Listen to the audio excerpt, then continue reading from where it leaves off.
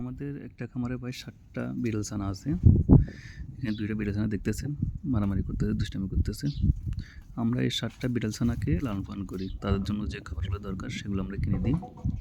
কারণ এই বিড়ালগুলো আপনারা যে খাবারগুলো দেখতেছেন এগুলো ইঁদুরে নষ্ট করতে চেষ্টা করে এবং এই বিড়ালগুলো থাকার কারণে ইঁদুর আসতে পারে না এবং কোনো ধরনের খাবার নষ্ট করতে পারে না।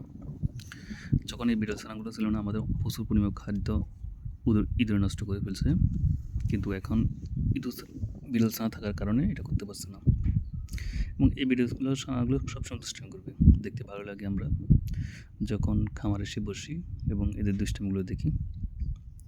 এবং এই যে খাবারগুলো দেখতেছেন এই বিড়াল ছানাগুলো এই খাবারগুলোকে একেবারে সেভ করে রাখছে যে কোনোভাবে ইঁদুরকে এটা কাছে আসতে দেয় না।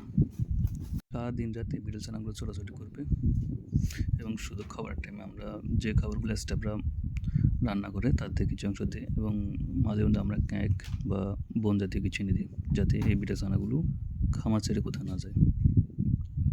এই বিটল ছানাগুলোর জন্য আরেকটু বড় হবে তখন আমরা এই ৭টা বিটল ছানা থেকে একটা করে যে আমাদের যে খামারগুলো আছে সেগুলো আমরা যাব।